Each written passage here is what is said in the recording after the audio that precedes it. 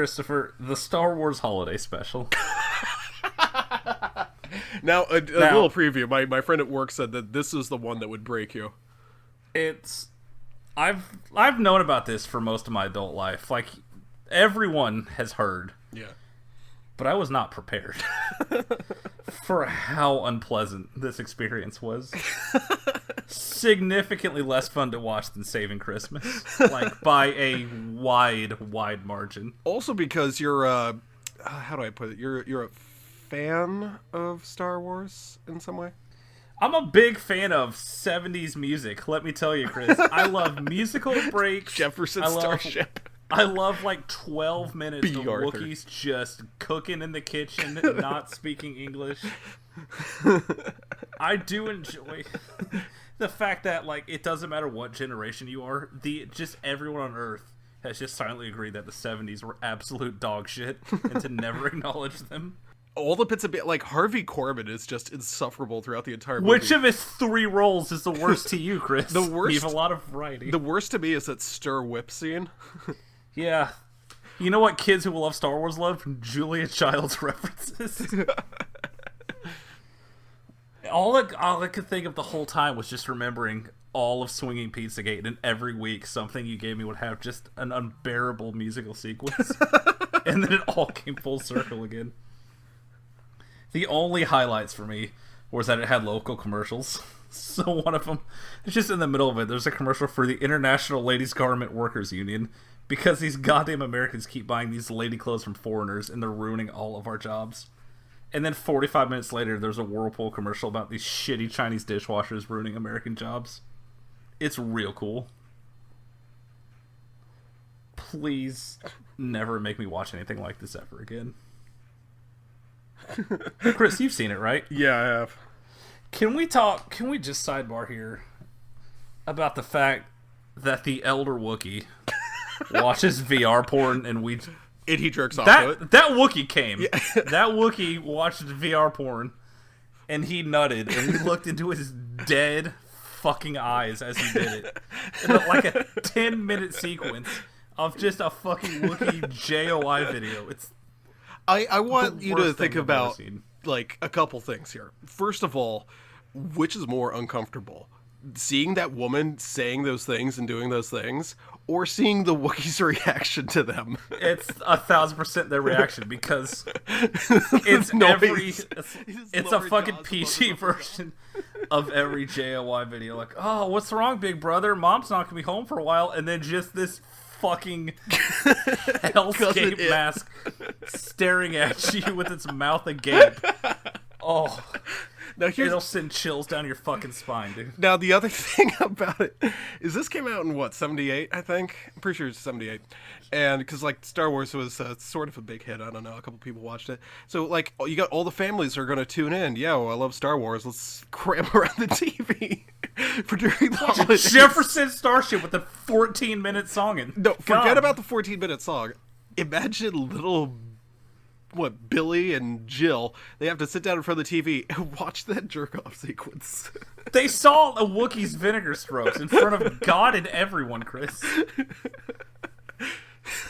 Kirk Cameron talking about how the presses under the tree are like the city of Jerusalem is infinitely better than whatever the fuck this was. I'm pretty sure that scene, doesn't that scene come before Harvey Korman very slowly and boringly talks about how to put together, like, a radio transmitter? Oh my god. For like 10 minutes. It's a blur. It's just a blur of, in that fucking cartoon, which is bone-chilling faces. These fucking Aeon Flux nightmares. Oh my god. It's funny because that's actually the best part of the whole thing. I know! By a significant margin. And it looks like it was fucking drawn in a nightmare. It's this fucking Pee-wee's Playhouse hellscape. And it's the, like, better by a country mile. That is... You didn't like B. Arthur's song? Who would? I love to go down to watch my favorite Star Wars movie where B. Arthur sings at a bunch of fucking aliens and werewolves at its closing time. It's so cool.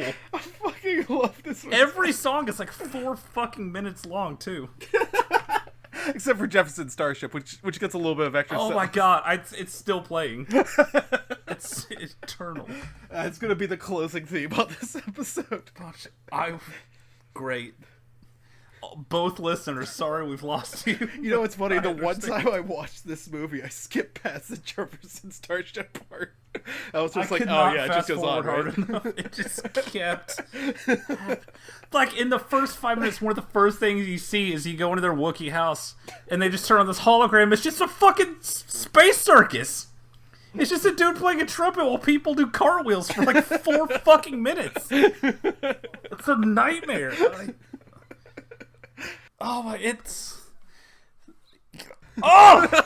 fine. It's fine.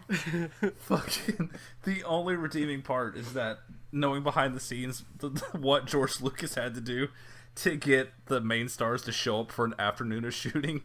Just seeing the looks on their faces as they just plow through these lines, and Carrie Fisher singing that song out of keys. Like, if you watch her, she's just staring daggers at cue cards. It's so good. I'm pretty sure that this is like the timelines matchup, that this is when she's just started burying herself in coke. I felt it. I felt it deep in my bones. It was genuinely, like, well, looking at what I watched this week, like, I'm about to talk about Alvin and the Chipmunks, and this was infinitely more unpleasant to sit through. Yeah. It also, like, my little personal question is, when I watched it, it looked like mine was in, like, really, really shitty video quality. Was it the same thing for you? Oh, no. Pretty crystal clear. I got to see every little hair on his body just convulsing as he made cummies to that VR. Alex, you need to see this. That Wookiee, just that non sequitur, just like, all right, well, my adult son Lumpy's hanging out over here. Guess I'll just go jack off in the foyer. It's fucking atrocious. Like, the one thing you're not mentioning here is that, like, all the Wookiees, they don't speak English, and it's a good, like, 25 minutes of them just not speaking English. Like the fucking opening of 2001. It's an hour and a half easy. Like, without commercials, it's at least 90 minutes. It sounds like it's 14 hours.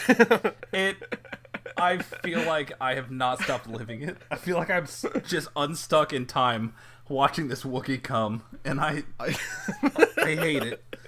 I hate so much. That cartoon might as well be like 20 seconds, but it doesn't feel like 20 seconds. It's like, oh, that's Boba Fett. All right, anyways. Oh, boy, that's a 9-roper from this tall Wookiee. It's the grandpa Wookiee. Like, I'm not exaggerating, like 5 or 6 minutes in, you're just watching this Wookiee stand in the kitchen, stir a pot while growling, and I thought I was hallucinating. See, that's... It's been a long fucking day. He's just stirring the pot, and it just keeps fucking going. I don't know. Look, when we get the studio, we're gonna have a segment where we all just play OK Cookie to that VR thing, right?